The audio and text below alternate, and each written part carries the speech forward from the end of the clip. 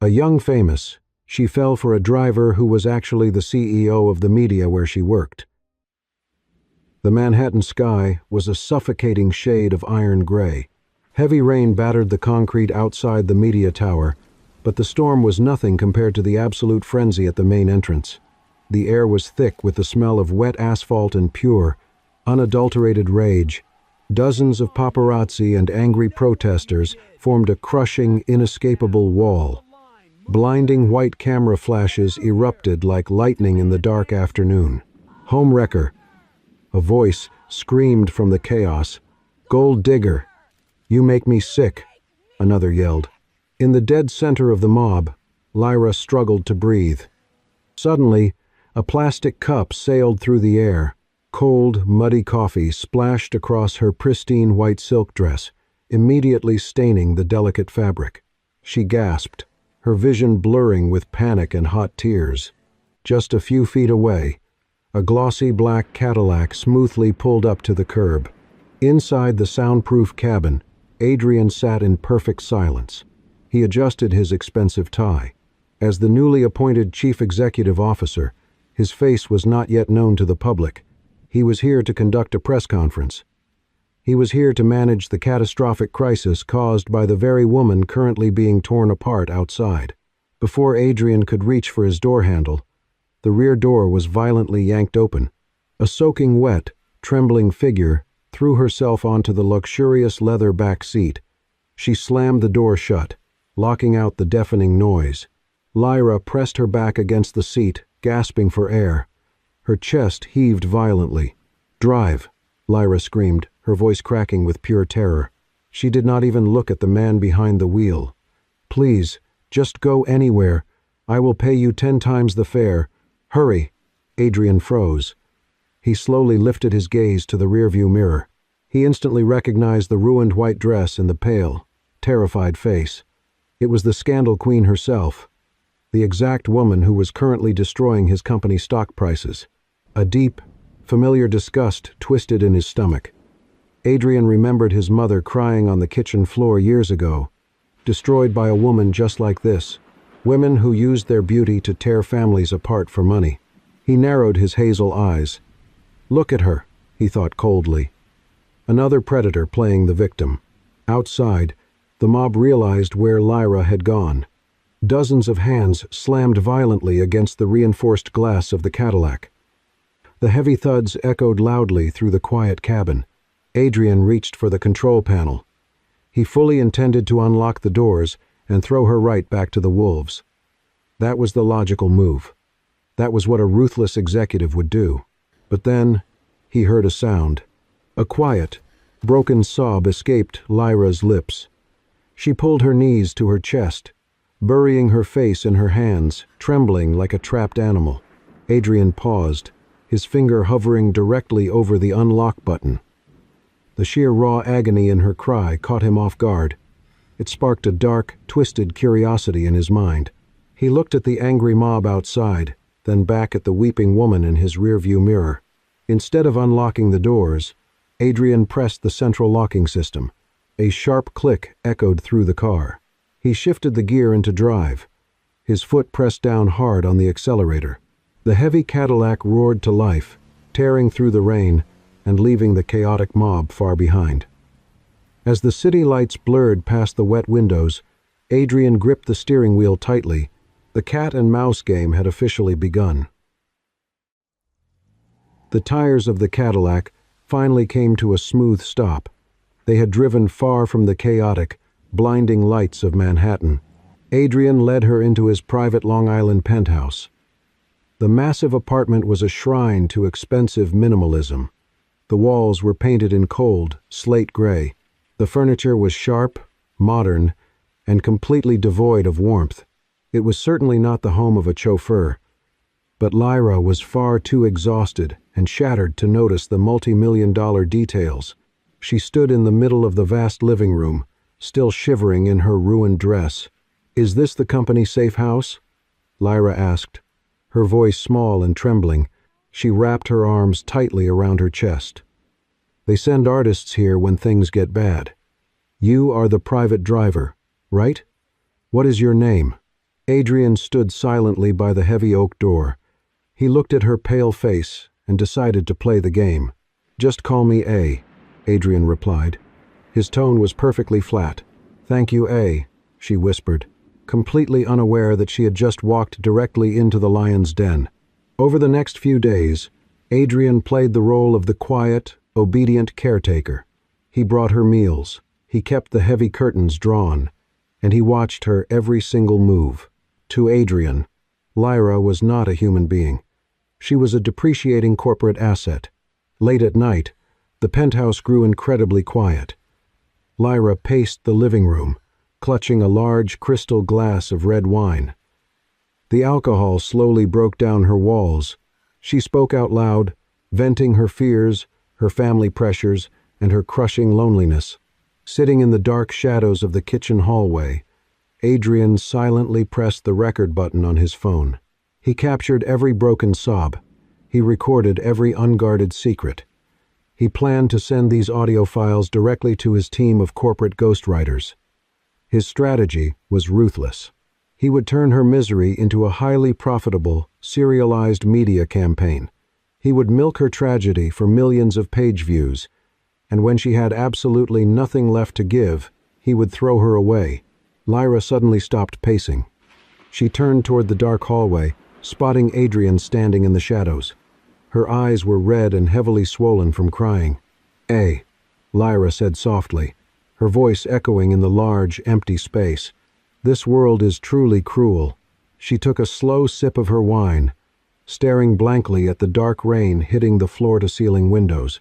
"They put me on a pedestal," she continued, a bitter, broken smile forming on her lips. "They lifted me to the very top, just to watch me shatter into pieces." Adrian stepped out of the shadows. His face was a mask of perfect icy calm. His hazel eyes locked onto her fragile frame, showing absolutely no pity. He gave her a slow, deliberate nod. "And you are falling, miss," Adrian said, his voice completely void of emotion. "You should rest." He turned around and walked back into the darkness, leaving her alone with her wine and a terrifyingly false sense of safety.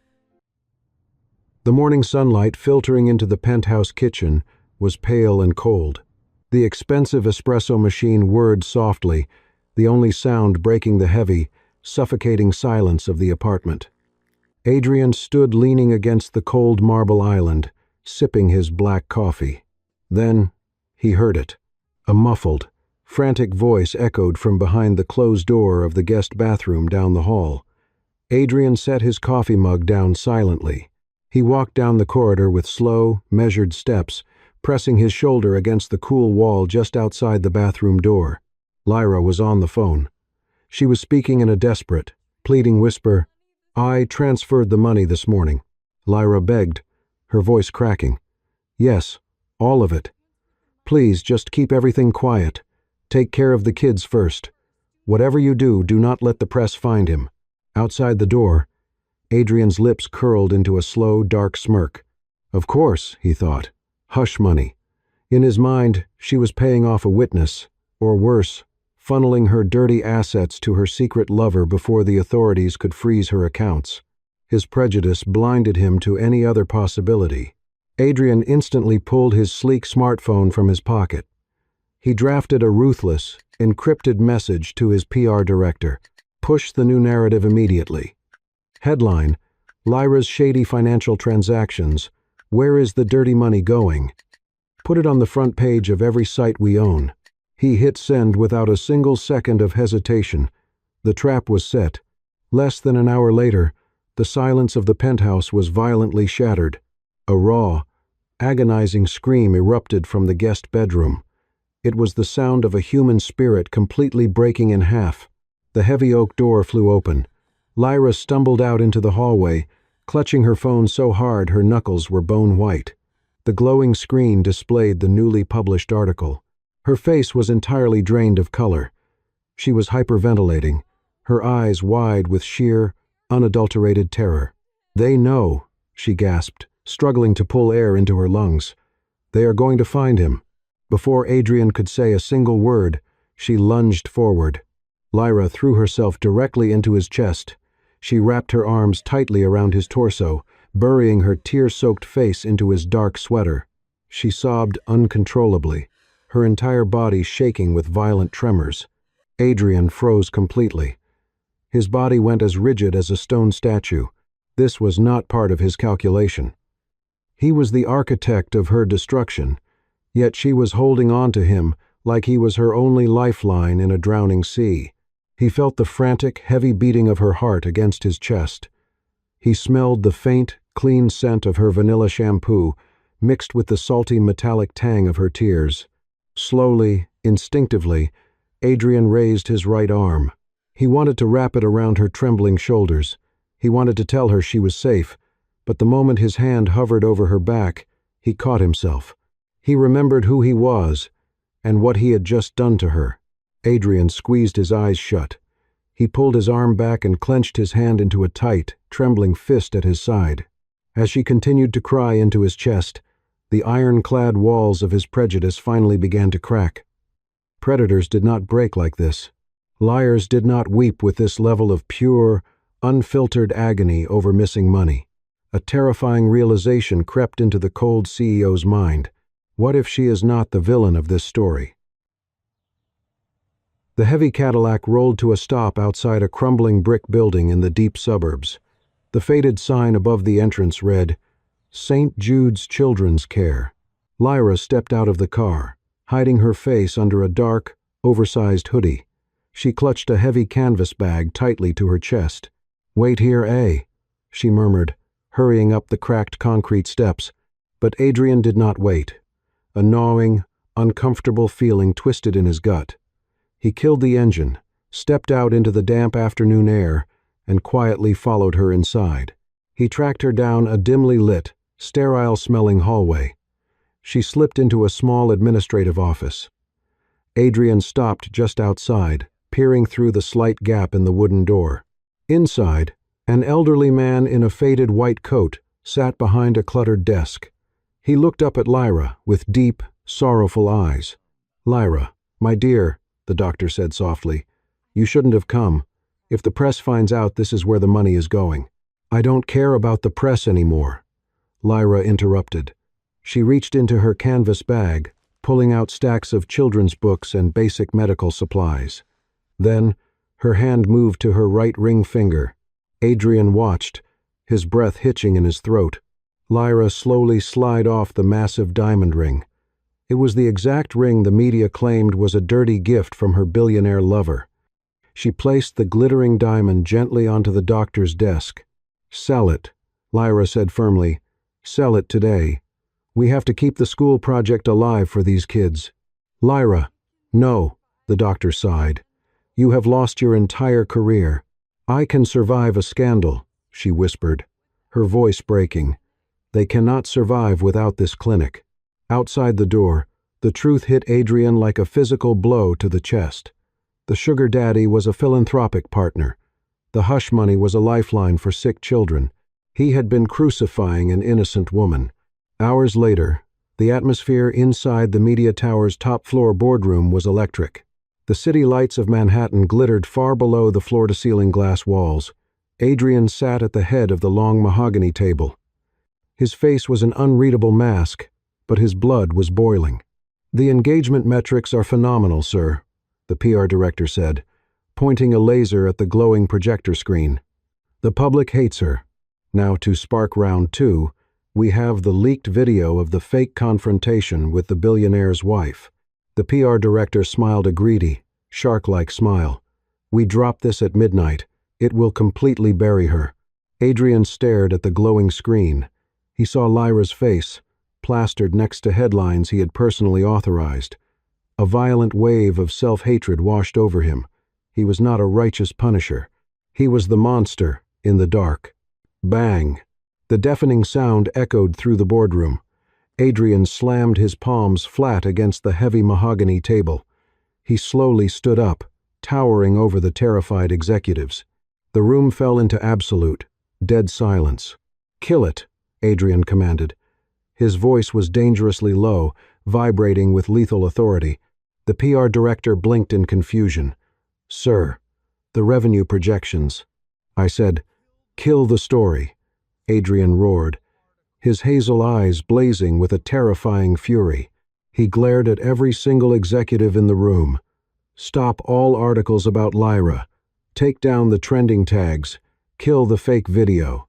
He leaned forward, his voice dropping into a deadly whisper. "If anyone in this building dares to publish another word about her, you will be out on the street tomorrow. Am I understood?" For the first time in his life, the cold-blooded CEO was using his ruthless power not to destroy, but to protect his prey. The endless black ocean crashed violently against the concrete seawall. A biting, salty wind whipped through the dark night. The heavy black Cadillac sat parked at the very edge of the water. The engine was turned off, but the wide metal hood was still radiating a comforting heat against the freezing air. Adrian and Lyra sat side by side on the hood of the car. Several empty, crushed aluminum beer cans were scattered around them. Lyra took a long sip from her open can. She was heavily intoxicated. The alcohol had completely melted away her thick, protective armor. There were no cameras here. There were no flashing lights. There was only the dark ocean and the quiet man sitting next to her. She sighed softly, letting her heavy head fall onto Adrian's wide shoulder. Adrian stiffened for a fraction of a second. Then, he slowly relaxed, allowing her to rest against his body. He held his own half-empty beer can, staring out into the pitch-black horizon. The guilt in his chest was a heavy, suffocating anchor. "You know what the funniest part of all this is, eh?" Lyra whispered. Her words were slightly slurred, mixing with the sound of the crashing waves. Adrian did not look at her. "What is it?" he asked softly. "The whole world thinks I am some powerful, untouchable queen," she murmured, closing her eyes. But when the storm actually hit, every single person ran away. The fans, the friends, my agency. She shifted closer to him, seeking his body heat in the freezing wind. "The only person who stayed," Lyra continued, her voice trembling with raw emotion, "was a quiet driver I barely even know. You are the only light I have left in this dark mess, eh?" Adrian felt a physical pain stab directly through his heart. She was thanking her protector. She did not know she was leaning against her executioner. Lyra slowly lifted her head from his shoulder. She turned her face toward him. The pale moonlight caught the wet, glistening tears in her beautiful eyes. She looked at him with absolute, terrifying vulnerability. Adrian looked down into her eyes. The space between them suddenly felt incredibly small. The cold wind faded away. There was only the sound of her rapid breathing and the magnetic, undeniable pull between them. His dark hazel eyes fell to her soft lips. He wanted her. He loved her. Slowly, almost unconsciously, Adrian leaned down. Lyra did not pull away. She tilted her chin up, her eyelids fluttering shut in anticipation. Their faces were mere millimeters apart. Adrian could feel her warm, sweet breath brushing against his cold skin. He closed his eyes, ready to surrender to the overwhelming feeling. But right before their lips touched, a horrifying realization struck him like lightning. I am the one who destroyed her life. The thought was sickening. If he kissed her right now, under the disguise of a poor, innocent driver, he was no better than the monsters she was running from. He was stealing her heart through a fabricated, disgusting lie. Adrian gasped sharply. He opened his eyes and abruptly pulled his face away. He placed his hands gently on her shoulders. He pushed her back, putting a safe, cold distance between them. Lyra opened her eyes, blinking in pure confusion. A look of deep rejection and hurt quickly flashed across her face. "Ah," she whispered, her voice breaking. "Did I do something wrong?" Adrian slid off the hood of the car. His feet hit the concrete seawall. He turned his back to her, unable to look at the pure heartbreak in her eyes. His hands curled into tight fists. He hated himself more than he had ever hated anyone in his entire life. "You did nothing wrong," Adrian said, his voice thick with agony and intense self-loathing. He turned his head slightly, speaking over his shoulder into the howling wind. "You deserve someone real, Lyra," Adrian whispered. the crushing weight of his sins echoing in every single word. Not a fraud like me. The glaring white lights of the penthouse illuminated every sharp corner of the living room. The air inside the apartment was no longer a safe haven. It was pulled incredibly tight, like a piano wire seconds before snapping. Lyra was slowly tidying up the glass coffee table. She reached over to move a sleek silver iPad resting on the leather sofa. As her fingers brushed the screen, the device woke up. It was completely unlocked. She intended to press the power button, but the bold black text on the bright screen caught her eye. Her heart stopped beating in her chest. It was an open email thread. The sender was listed as the board of directors. The subject line read in massive, unapologetic letters, "Profit report from Lyra's downfall campaign." Lyra's hands began to shake violently. She scrolled down the screen. Attached to the email were dozens of high-quality audio files. The timestamps matched the exact nights she had sat in this very room, pouring her broken heart out to the quiet driver. The heavy oak door suddenly clicked open. Adrian stepped into the penthouse, shaking the cold rain from his dark coat. Before he could even look up, the heavy iPad flew across the room. It struck his chest with a hard, violent thud and clattered onto the hardwood floor. The glowing screen remained brightly lit at his feet. Adrian froze. He looked down at the iPad, and the blood completely drained from his face. "A driver," Lyra whispered. Her voice was not sad. It was vibrating with pure, explosive rage. "You are the chief executive officer of the media tower." Adrian took a desperate step forward. His brilliant, calculating mind scrambled for a defense. His massive ego instinctively built a wall to protect himself. "Lyra, you have to listen to me," Adrian said, his voice tense. "I was just doing my job. You had an affair with a married billionaire. The media has every right to judge." "Shut up," Lyra screamed at the top of her lungs. She grabbed her heavy canvas bag from the counter. She pulled out a thick stack of white papers. They were official hospital bills and bank ledgers. With all the strength she had left, she hurled the thick stack of documents directly at his face. The papers struck him and scattered violently across the air, fluttering to the floor like dead, white leaves. "He is my father's best friend," Lyra roared, tears of pure betrayal streaming down her red face. "We met in secret to save the children's charity project. My father is dying, and his friend was trying to help me keep the clinic alive." Adrian stopped breathing. His eyes widened in absolute, paralyzing horror as he looked at the medical bills covering his expensive shoes. "You listened to me cry," Lyra choked out, staring at him with ultimate disgust. "You watched me break, and you people used my kindness to make money.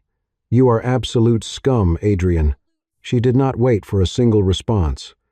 Lyra turned around and sprinted out the door, disappearing into the dark, rainy hallway. The heavy door slammed shut behind her, echoing like a gunshot through the massive penthouse. Adrian did not chase her. He could not move a single muscle. He stood completely frozen under the glaring bright lights. He stared blankly at the scattered charity papers on the floor, finally realizing the horrifying truth. He had just destroyed the only real thing he ever had. The main press room inside the media tower was a suffocating sea of cameras. Blinding white flashbulbs erupted continuously, perfectly mirroring the chaotic storm from a week ago. The entire country was tuning in live. The ruthless public was hungry for blood, eagerly waiting for the official termination of Lyra's contract. The heavy oak doors beside the stage finally opened, but the PR director did not step out. Adrian walked up to the brightly lit podium. He wore a sharp black suit. His face was pale, but his posture was completely resolute. He adjusted the microphone, and the massive room instantly fell into a tense, expectant silence. "Ladies and gentlemen," Adrian began, his deep voice echoing through the speakers, "you are here today for a crucifixion, but you have the wrong target." He pressed a small remote in his hand. The giant digital screen behind him flashed to life. There was no termination letter on the screen. Instead, massive images of official hospital bills, bank ledgers, and photos of the children's clinic filled the display. The woman you have been destroying for the past week is entirely innocent, Adrian declared. His voice did not waver for a single second. The billionaire in those photos is a legal partner for a children's charity. Lyra was not selling her body. She was selling her own assets to keep sick children alive. A collective, shocked gasp swept through the sea of reporters. The camera flashes immediately intensified into a blinding white strobe light. Adrian gripped the edges of the wooden podium tightly. He prepared to deliver the final blow to his own life. This media conglomerate intentionally fabricated the entire scandal, Adrian stated loudly, ensuring every microphone caught his words. We edited the photos. We leaked the audio. We framed an innocent woman just to drive up our engagement metrics and our stock prices. He lifted his chin, looking directly into the main broadcasting camera lens. He knew exactly who might be watching. And I am the one who orchestrated it all. Hundreds of miles away, in a dusty, quiet diner near the coast, Lyra sat perfectly still. A cup of cheap coffee sat forgotten on the scratched wooden table. Her eyes were completely glued to the small, static-filled TV hanging above the diner counter. She watched the man who had shattered her heart stand before the world. Effective immediately, I am resigning as the chief executive officer of this company. Adrian's voice played through the crackling speakers of the diner. I have already submitted all internal communications to the federal authorities. I am turning myself in to face full legal prosecution. The press room on the television erupted into absolute chaos. Reporters screamed questions, pushing against the security barricades, but Adrian simply stepped away from the podium, offering no further defense. Back in the quiet diner, Lyra pressed her trembling fingers against her lips. A hot tear escaped her eye, slowly rolling down her cheek. She watched the screen as the police escorted him away. He was not protecting his corporate empire anymore. He was actively burning his entire kingdom to the ground, just to rebuild her sanctuary. The golden afternoon sun bathed the quiet coastal town in a warm, amber glow. The bitter storms of Manhattan felt like a distant, fading nightmare. Here, the air smelled only of the salty ocean breeze and heavy motor oil. Inside a dusty, open-air auto repair shop, Adrian lay flat on his back. He was tightening a bolt under the chassis of a rusted pickup truck. He wore a faded, grease-stained mechanic's jumpsuit. He had lost his corporate empire, his massive fortune, and his executive power. But for the first time in his entire life, his mind was truly at peace. Suddenly, the deep, powerful purr of a high-performance engine broke the quiet afternoon. A sleek, luxury sports car rolled onto the gravel driveway, its polished hood reflecting the brilliant sunlight. The engine cut off. A heavy car door opened, followed by the sharp, rhythmic click-clack of expensive heels stepping onto the concrete floor of the garage.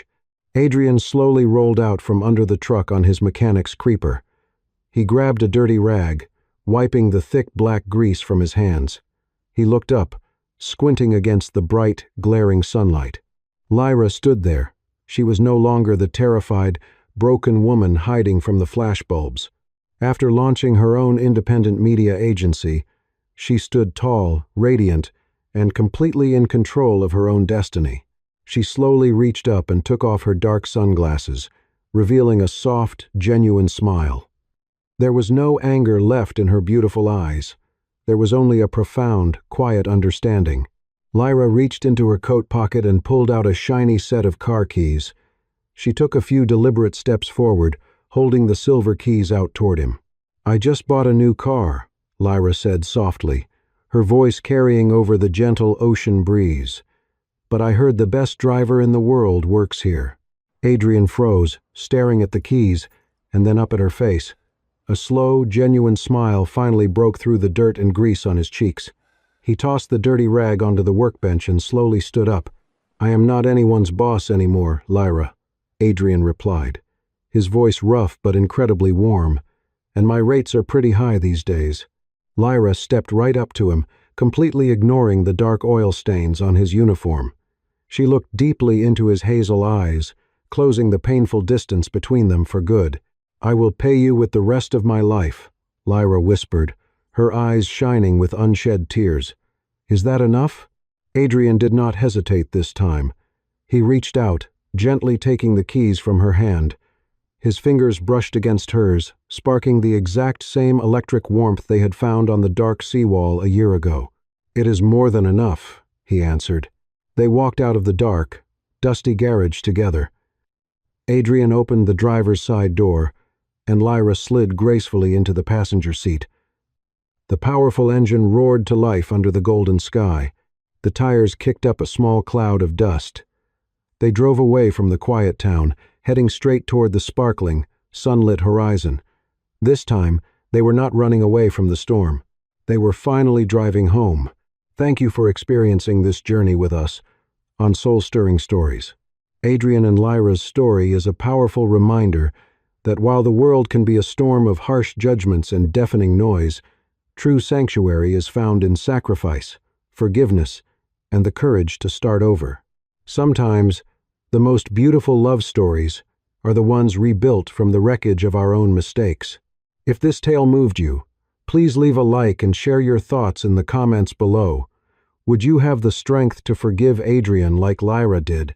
To explore more deep, emotional, and cinematic tales of the human heart, hit that subscribe button and ring the notification bell. Join our community, and let us continue to bring you stories that stay with you long after the screen goes dark.